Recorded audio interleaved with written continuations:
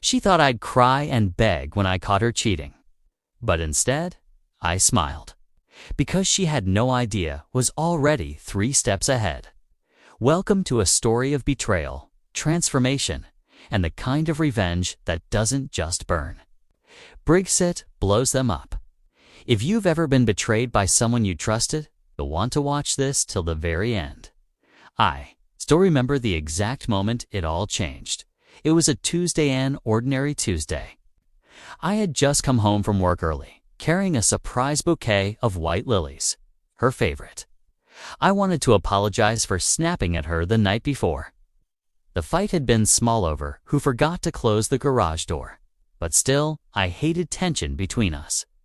The house was quiet. To quiet, our dog Leo didn't bark or run to greet me like he usually did. That was my first clue. The second, her phone, lying on the kitchen counter unlocked. That never happened. And the third, the half-closed bedroom door with whispers floating through like smoke. Low, breathless whispers, a giggle that wasn't hers, a moan that definitely wasn't mine. I stood there frozen, holding flowers like a fool, while the muffled sounds from behind the door painted a picture clearer than any camera could. My heart didn't shatter. It calcified. That's the part they never tell you. Sometimes betrayal doesn't break you, it just makes you silent, dangerous. I didn't barge in. I didn't scream. I didn't cry. I left, calmly, quietly, because I needed a plan. And oh, I was going to make them both wish they had never met me. When I stepped outside, the world looked the same, but WASN, single quotes, too. Something in me had shifted. You see, I used to be soft, too soft. I gave her everything, my time, my patience, my blind trust. I built her a life. She burned it with one reckless night. But here's the irony. Her mistake wasn't cheating. It was underestimating me. As I sat in my car, the bouquet of lilies crumpled on the passenger seat. I stared at my reflection in the rearview mirror. I didn't recognize the man looking back. The pain was there, sure, but buried beneath it, something colder stirred. Calculation. I wasn't going to confront her. Not yet. People like her, people who betray so easily, don't fear confrontation. They thrive on drama. I wasn't going to give her that satisfaction. I was going to play the long game. I was going to make her life unravel the same way mine had, slowly, unexpectedly, and painfully. So I started with the most important weapon, information. I knew her passcode. I'd seen her enter it 100 times. Went back inside while they were still ... occupied. Took her phone, took screenshots of everything. Her texts, her call logs, her selfies. Pictures of them in my house. On my bed. She even had the audacity to write, "He's so clueless. I could probably sleep with you in front of him and he'd still thank me for dinner." Clueless. I laughed. If only she knew the storm that was coming. I uploaded the screenshots to a hidden drive. One she didn't know existed. Then I placed her phone back exactly where I found it, stepped outside again, and waited. Because now it was showtime. The next morning she acted like nothing happened. Woke up, made coffee, kissed my cheek. "Sorry about yesterday," she said. "You were right. I was being dramatic." The way she smiled, like she hadn't just destroyed everything we'd built, made my stomach twist. She was lying so easily, so confidently. Almost like she enjoyed the thrill of betrayal. I smiled back. "Don't worry," I said softly. "We all lose our tempers sometimes." She didn't know it, but I had already started taking notes. Literally every interaction, every excuse, every lie she told. All documented, because when the time came, I'd need proof. And then came the real twist. That afternoon, I called the number she kept texting. I knew the voice instantly, even through the fake hello. It was Derek, my best friend, my best man at our wedding. The guy who helped me pick out her ring. I almost laughed. Of course, it was Derek. He always flirted too much.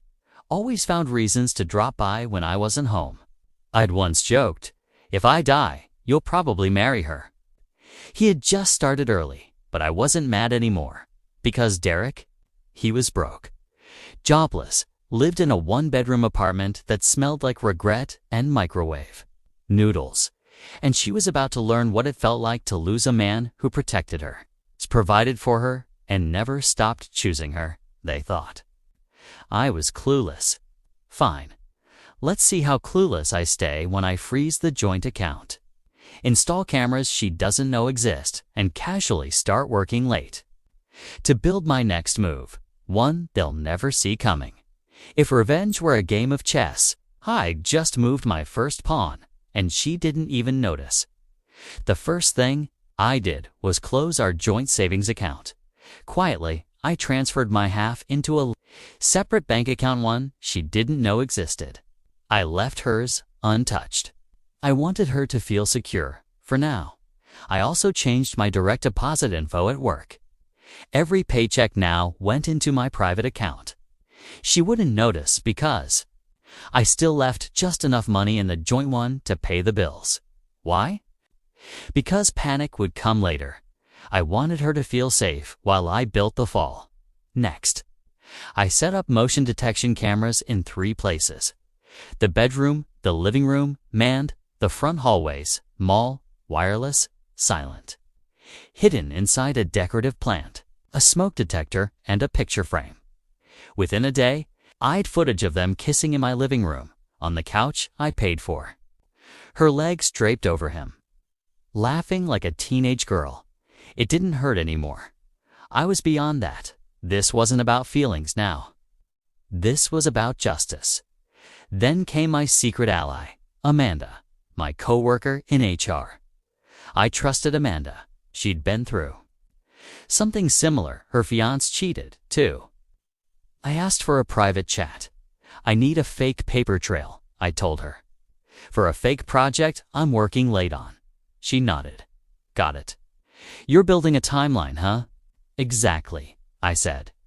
She helped me log fake overtime hours and late-night meetings, just in case my wife ever got suspicious. By now, my wife was getting comfortable. Too comfortable. One night, while I pretended to be busy with spreadsheet problems, I heard her on the phone in the next room, laughing, whispering. He's so focused on work these days. It's perfect. Perfect, huh? Yes, perfect for me. If she wanted to cheat and lie in peace, I'd give her something better than peace-side. Give her comfort. I'd give her space. I'd give her a false sense of control.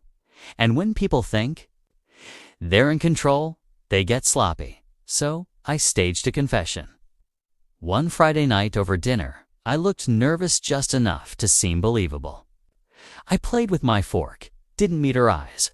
What's wrong? She asked. I need to tell you something, I said. I think I'm being considered for a promotion. A huge one, but they might transfer me to Seattle. She froze. Just for a second, then smiled. Wow, that's amazing, babe. But would we move there? Or I watched her carefully. She wasn't worried about us. She was calculating the distance between me and Derek. Nothing's final, I said, sighing. But I might need to fly out a few times over the next few months. They want me to start doing projects remotely. I'd be gone 2 to 3 days a week sometimes. She nodded slowly. That's a big step. I smiled weakly. You'd be okay? With that, she reached across the table, held my hand, and said, Of course, honey. I just want you to be happy. That night, she texted Derek. He'll be gone for days at a time now. It's all falling into place. She didn't even wait a week. By the 3rd fake business trip, I had footage of Derek leaving our house at 3 a.m. Her hair was messy. The bed had clearly been used, and she kissed him goodbye on the same porch where we'd taken anniversary. Photos. I wasn't angry. I was impressed. impressed that someone could be this selfish, this arrogant, this blind. But the best part, she still had no idea I knew, and she was about to tell a lie so bold it would flip the game entirely. She came to me late at night, hair brushed, voice soft, eyes wide like a child caught sneaking cookies. "I need to tell you something," she said. I looked up from my laptop, pretending to be deep in work. She hesitated, bit her lip, and whispered, "I think I might be pregnant." My fingers froze mid-keystroke. She wasn't smiling. She wasn't glowing. She was nervous, and I immediately knew why. This wasn't a happy accident. This was a trap. She thought a baby would lock me down, tie me tighter into a life she could control while sneaking around with Derek behind my back. But here's the thing. I already knew she wasn't pregnant. Thanks to a camera in the bathroom cabinet, I had seen the negative test she took just 2 days ago and threw away. So I looked her in the eye and said, "Wow, that's unexpected." She nodded. "I haven't taken a test yet," she lied. "Oh, well, either way, I'm with you." "Whatever you need," I said, and then I leaned forward, acting serious. "You know, this might change things with the job. I might not go to Seattle after all." Her face cracked just slightly. A flicker of panic. "Oh," she said. "But I thought that was important to you." Tilted my head. "It is. But if we're having a baby, I should be here, right? We should start over. Try to fix things. Maybe go to therapy." She blinked. Hard. This wasn't part of her plan. She wanted distance, not attention. And I was giving her exactly what she didn't want. She smiled tightly and said, "Let's see what happens." That night, I watched her text Derek again. He might not be leaving after all. I might have messed up. She had no idea the web she was walking into, because while she lied about being pregnant, I was building a file that would strip her of everything she thought she owned, and it was almost ready. 3 days after her fake pregnancy confession, I made my move. Not loud, not aggressive, just a quiet visit to someone who could change everything. My lawyer, her name was Claudia. Fierce, focused, and cold in the best way possible. I gave her the whole story, the affair, the hidden recordings, the fake job, the fake pregnancy, everything. I laid out the folder I had built like a man building a case for war. She flipped through it with clinical precision. "Wow," she said. "You weren't playing around?" "Nope," I said. "I want her out of my life, but I want it done right. No screaming matches, no mess. Just ... silence and loss." Claudia smiled. Then we hit her where it hurts. We started building a case for at-fault divorce, something rare in our state, but still possible if you can prove infidelity, deception, and emotional harm. And oh boy, did I have proof. But Claudia wanted to dig deeper. What do we know about him? This Derek. I hadn't looked into him yet. I'd been too focused on her. So we did a deep search, and what we found? Explosive? Turns out Derek had a history of discreet relationships. 2 HR complaints from a previous job, 1 hush-hush settlement, and a restraining order filed by an ex-girlfriend for manipulation and emotional abuse. He wasn't just a cheater, he was a predator. And now he was in my house. Around my money, around my life. Claudia leaned back, crossed her arms. "You said your wife doesn't work." "No," I said. "I paid for everything." "Good." She said, "Then we'll make sure she walks out with nothing." We filed the paperwork quietly, with one request: do not serve her yet. Not until I gave the signal, because I wanted to see how far she'd go first, how deep the lies ran, how tangled she'd get in her own web. And once she was fully wrapped in it, I'd cut the cord. I told her I had to leave for 3 days. "Big pitch in Seattle," I said. If it goes well, I might get a raise. She kissed me goodbye, her tone sweet, supportive. You've got this, she said, rubbing my shoulder. Text me when you land. I will, I lied. Because I wasn't going anywhere. I drove to a friend's cabin 30 minutes out of town. No flights, no hotel check-ins. Just me, a laptop, and a screen split between live surveillance feeds and screenshots of their messages. The moment I left, Derek showed up. She didn't even wait 6 hours. I watched as they opened a bottle of wine in my kitchen.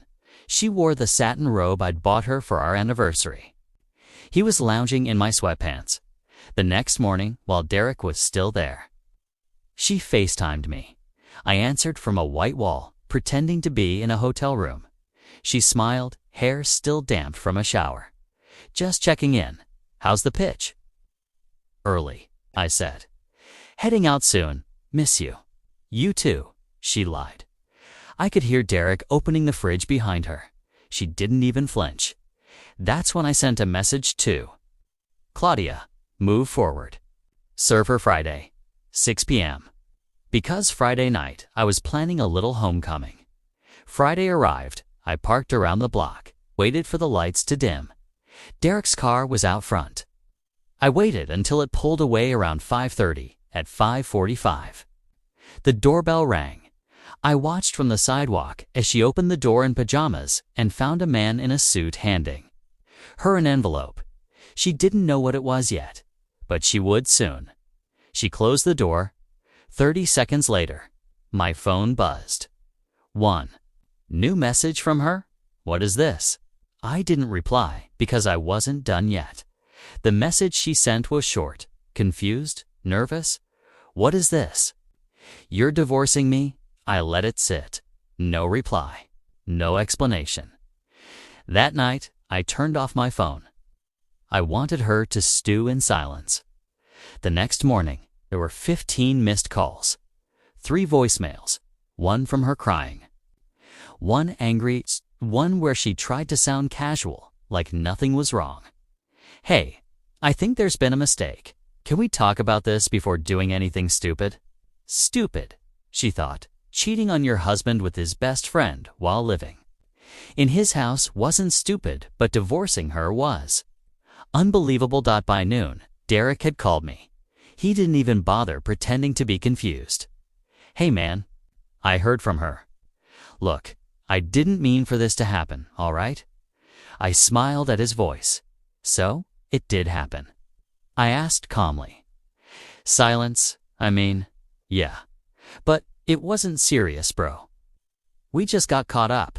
It's not like I hung up and blocked him to see. I wasn't interested in arguments or apologies. I wanted results. Later that evening, she showed up at my workplace, eyes red, face pale, makeup smudged. She looked small. Can we talk, please? I walked her to a private corner in the parking lot. She reached for my arm. I stepped back. Tears filled her eyes.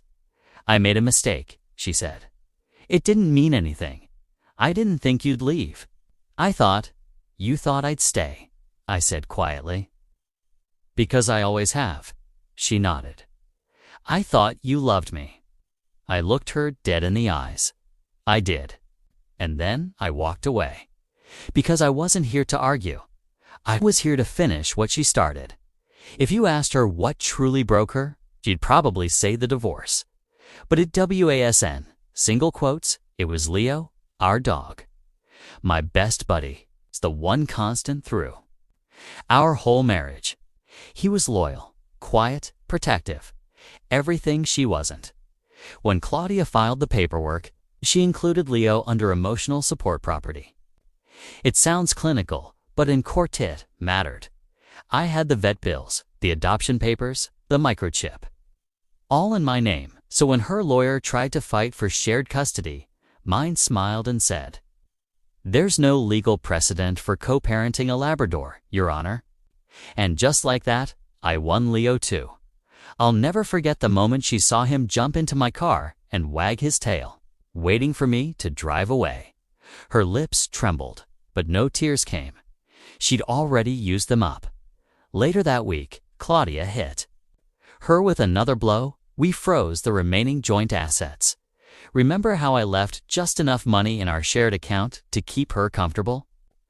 Gone. She couldn't touch it. Couldn't use my name for credit. And she still wasn't working.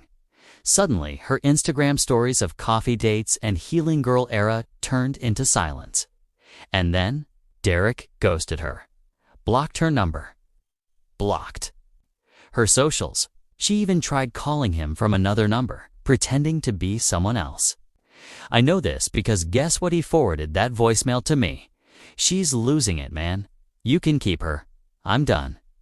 He never loved her, never even liked her. She wasn't his future. She was just a game, a win, a one-time thrill. And now she had nothing. No marriage, no money, no man. Not even the dog. All that remained was the echo of her own choices. 2 weeks after she was served, we were both invited to a mutual friend's birthday party. I wasn't going to go at first. Then I thought, why not? Let the world see the aftermath. Let her feel what it's like when the spotlight turns cold. When I arrived, heads turned. People had heard rumors, of course. But no one knew the full truth until that night. She walked in 20 minutes after me, wearing a tight dress and a fake smile. The kind of smile that says, nothing's wrong. I'm still in control, but control left her the moment I showed.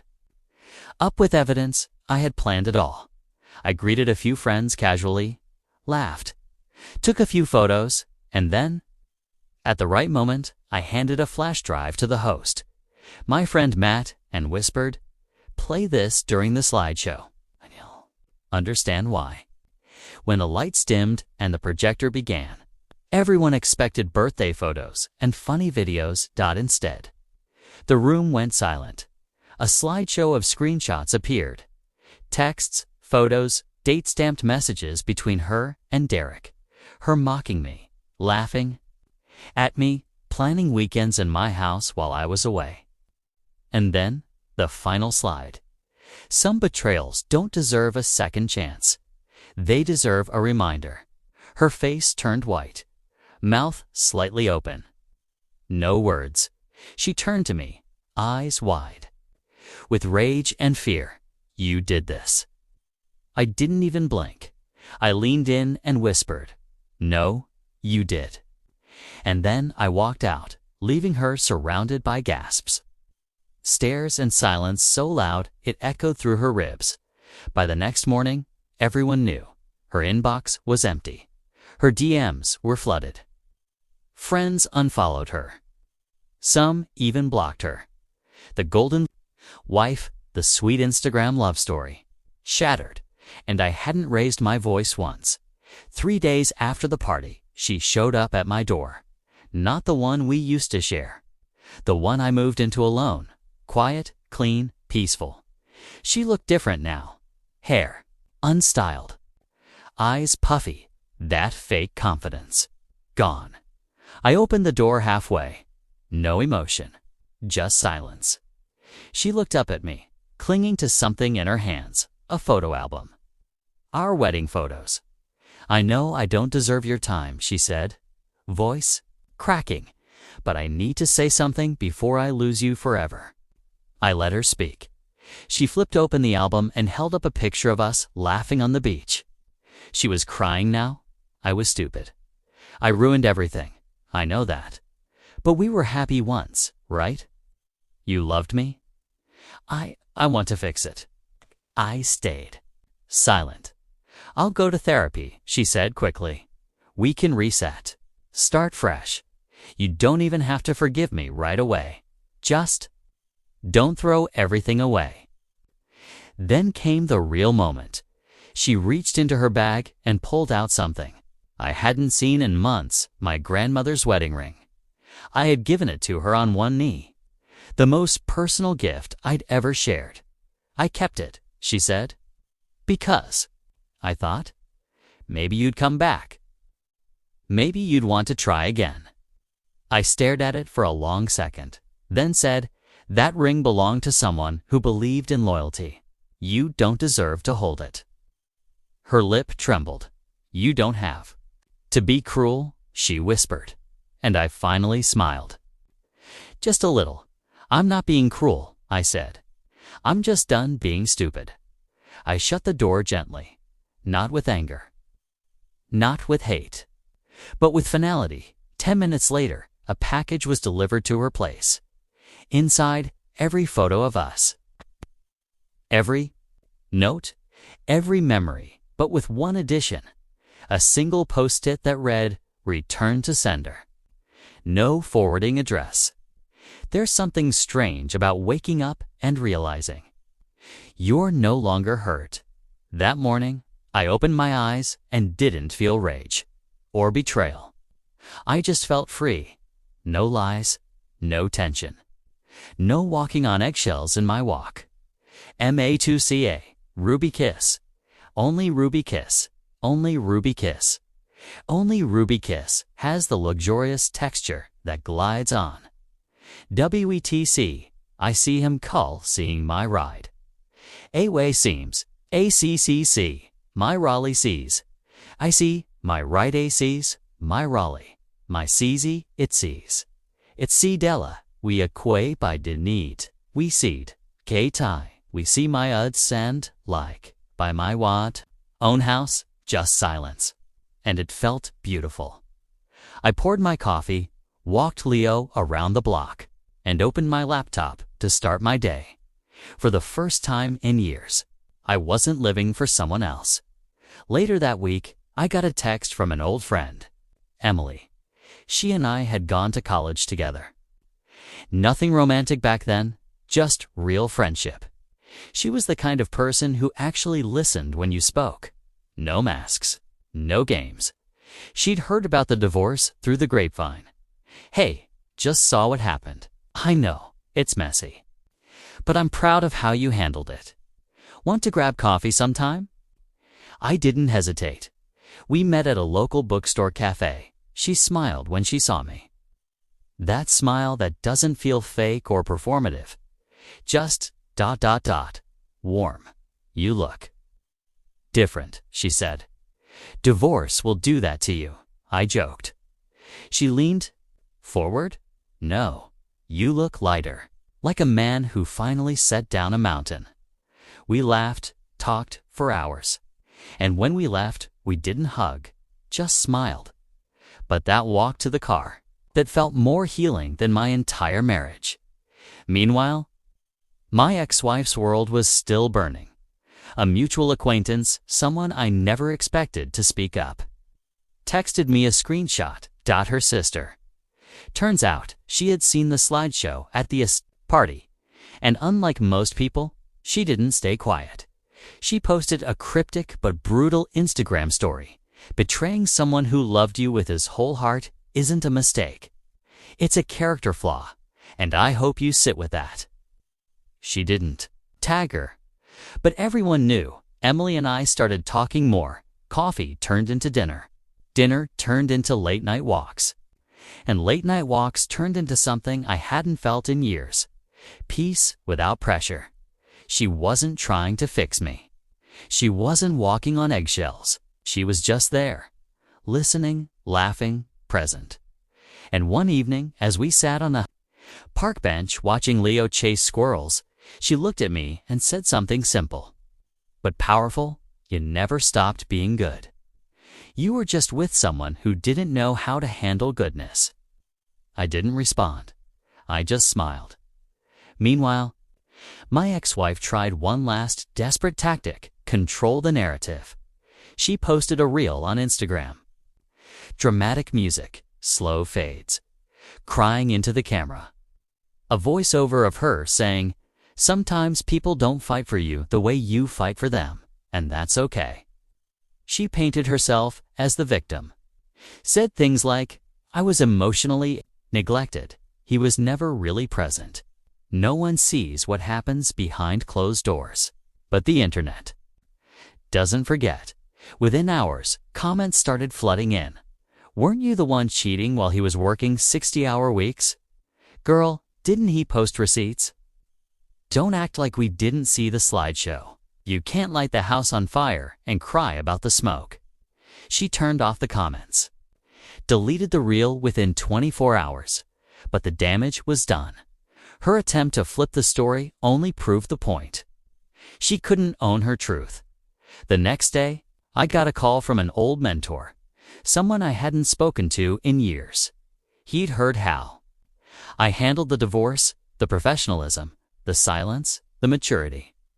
"I want you to come speak at a leadership retreat," he said. "About resilience, growth, personal ethics. You've lived it. Now share it." I said yes, not because I needed to prove anything, but because I finally had something worth sharing. The retreat was held in the mountains, serene, quiet, surrounded by tall pines and clean air. I was scheduled to speak right after lunch. Topic: resilience in the wake of betrayal. I wasn't nervous, not anymore, because this wasn't about her. It was about the people in that room who had been stepped on, lied to, cheated, silenced, and were still standing. When I took the stage, I paused for a moment before speaking. I used to think strength meant holding everything together. Now I know it means knowing when to let go. The audience leaned in. I didn't give them drama. I gave them the truth. I told them about the betrayal, the lies, the calm silence that followed. How I didn't scream. I didn't beg. I just got up and rebuilt. There was no applause when I finished, just stillness, respect, a few quiet tears. And then someone stood in the back. Emily, she had driven up unannounced. Just to be there when our eyes met, she smiled. Not the kind that seeks attention, but the kind that says, "I see you fully." After the talk, as people came up to shake my hand, thank me, share their own stories, a notification buzzed on my phone. Unknown number. A message. "You're making yourself look like the hero." You're not. You're just as fake as I am. She was watching. Somehow she'd found out about the retreat. Maybe through a friend. Maybe she followed Emily. Didn't matter. She couldn't let go even now. So I replied with just 2 words. "That's why you lost." I blocked the number. Again, that night, Emily and I sat by the fire pit outside the lodge, just the 2 of us. No words, no expectations. She reached into her bag and handed me something small, a gift box. Inside, a silver compass keychain engraved with "Don't forget, you are always the way forward." No names, no drama, just a simple, profound truth. And in that moment, surrounded by firelight and cool air, I realized something. She wasn't just helping me heal, she was showing me who I really was. The morning after the retreat, Emily and I grabbed breakfast at a little cafe in town. We sat near the window, sunlight streaming through, both a little quiet but comfortable. Then she said, softly, "There's something I haven't told you." I looked up. She took a breath. "I was married once too. A long time ago." I didn't speak, just listened. He didn't cheat. Not like that. But he never saw me. Not really. He loved the idea of me, the polite girl, the quiet wife. But the real me, that didn't fit his picture. So I shrank for him until there was nothing left. She paused. Her eyes shimmered but didn't fall apart. I left, and I've been alone since, until you. That hit me, not because it was sad, but because I understood it completely. "I don't need saving," she said, "and I know you don't either. But maybe we're just better with people who see us clearly." I reached across the table and took her hand. And for once, I felt safe. Not just from others, but from myself. Later that evening, I returned home to find an envelope taped to my door.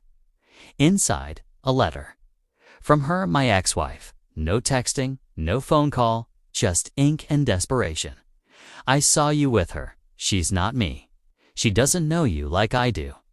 But if there's still a part of you that remembers us, I'm asking for one chance. No lies, just dinner. Just us. I'll wait at the bistro. 7 p.m. Friday. If you don't come, I'll know you're really gone. For a split second, I paused. Not because I considered going, but because of the audacity. She still thought this was about choosing between two women. She never realized. I already chose myself. Friday at 7 p.m. I took Emily out for dinner to a completely different restaurant. Across town, we ate, laughed, toasted to new beginnings. Meanwhile, at the bistro, she sat alone, waiting for a man who no longer existed. 1 week after the dinner, Emily called me with news. She'd been offered a senior creative position at a publishing house, her dream job. The catch? It was in Denver, a 3-hour flight away. Her voice over the phone was hesitant, like she was walking on eggshells. I haven't said yes, she told me, because, well, you're here. I paused, not out of fear, but out of realization she was doing what my ex-wife never did, considering both of us. Emily, I said, you didn't ask me to move or change or chase you. You just told me the truth. She exhaled. Yeah, and the truth is, I want to be with someone who chases their dreams, not sacrifices them for mine. If Denver's the next chapter, I want to read it with you, for the first time in years. I saw a woman cry, not out of guilt or loss, but because she was finally understood. Meanwhile, my ex-wife was crashing publicly in a desperate final attempt to control the narrative. She made a lengthy Facebook post about narcissistic abuse, emotional abandonment, and how some men hide behind silence to protect their image. But she made one critical mistake. She tagged a mutual friend, and he replied with screenshots, the texts, the photos, the date-stamped evidence from the exact time she was supposedly emotionally abandoned. The comments turned fast. You cheated, and now you're crying victim? Girl, the internet remembers. Delete this and heal. She deactivated her account by the next morning, silenced by her own lies. I spent my final evening in the old city, walking Leo through our old neighborhood. We stopped outside the house we once shared, now rented out to strangers. I looked up at the bedroom window. I didn't feel rage, or grief, or even pity. I felt nothing, and sometimes nothing is the most powerful feeling of all. The move to Denver wasn't just physical. It felt like shedding a skin, new apartment, new city. Emily and I built a space from scratch. No furniture with memories, no walls with old echoes. Leo took to it immediately. His tail wagged like he knew this was home. We painted the walls together, argued about throw pillows. She burned dinner once. I broke a lamp, assembling a bookshelf, and we laughed through all of it. It wasn't perfect. It was real. 2 months into our new life, something unexpected arrived in the mail. A plain white envelope with no return address. Inside, a letter. Handwritten. No name, but I knew the handwriting like I knew my own. Her, I see now what I became. I thought attention was love. I thought being wanted meant being worthy. But I only felt powerful when I was lying. And now, I've lost everything that was real. I hope you're happy. I really do. There was no manipulation in this letter. No fake apologies, just shame. Quiet, suffocating shame. I read it once, then set it on fire in the sink, not out of anger, but because I had no use for ghosts. 2 weeks later, Emily and I hosted a little housewarming. Just 6 people. Good food. Better wine dart during a toast. A friend raised their glass and said, 2 second chances. The kind that don't look like going back, but like finally moving forward. I looked at Emily, and for the first time in a long time, I didn't wonder if she'd break me. I knew she wouldn't, because she never asked me to shrink, and I never had to question her truth. We built this life one honest brick at a time. It started small, Missed calls, late hours at work, deadlines, pressure. Emily's new job at the publishing house was exciting but demanding. She came home one night, shoulders tight, eyes heavy. "Everything okay?" I asked. She smiled, tight, tired. "Yeah, just work stuff." But I knew that look. I'd worn it myself for years, so I didn't push. I didn't demand she open up. I just made tea, turned off her phone, and sat beside her in silence. Eventually, she leaned on my shoulder and whispered, "I'm scared of messing this up." I looked at her, really looked at her. "You can't mess this up by being tired," I said. "You can only mess it up by pretending you're not." And just like that, her body loosened. She didn't need to perform. Not here, not with me. A few days later, I ran into someone I never thought I'd see again. Derek. It was at a conference. He didn't know I'd be there. He looked rough, older, thinner, anxious. When he spotted me, he froze. Then walked over. "Hey," he said. I waited. He cleared his throat. "Just wanted to say you didn't deserve any of that." I nodded. "That's true. And she's not doing great." I raised my eyebrows. "Still, her problem." He gave a dry, pitiful laugh. "Fair enough." Then he offered his hand. I looked at it, didn't shake it. Instead, I said, "Apology accepted, but your access is not restored," and walked away.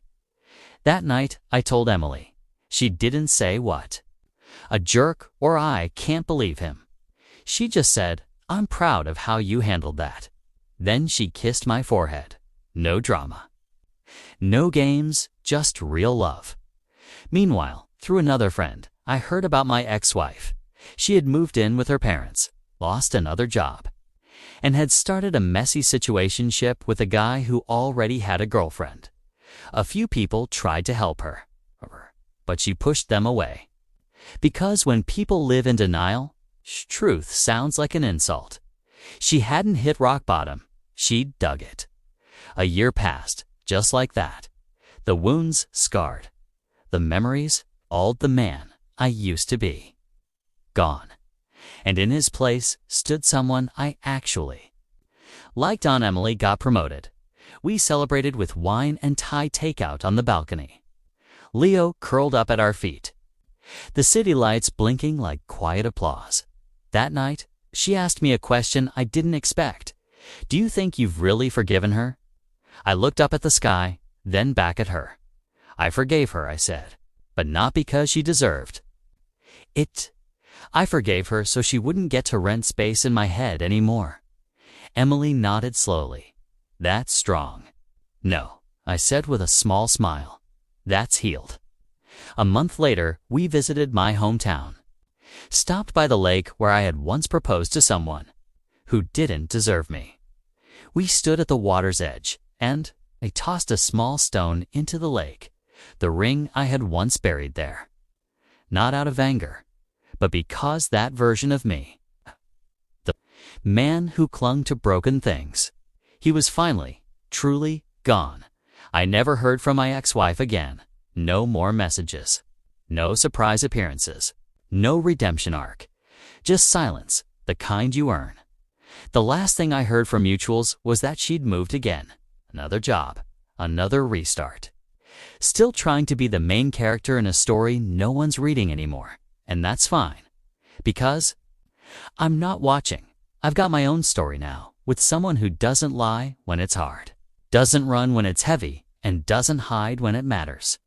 Sometimes you lose everything, only to find out you were the treasure all along. If this story hits you hard, share it with someone who needs to be reminded that walking away isn't weakness, it's wisdom. Drop a comment. What was your favorite moment in this journey? And don't forget to follow for more powerful revenge stories, the kind that hit the heart and heal the soul.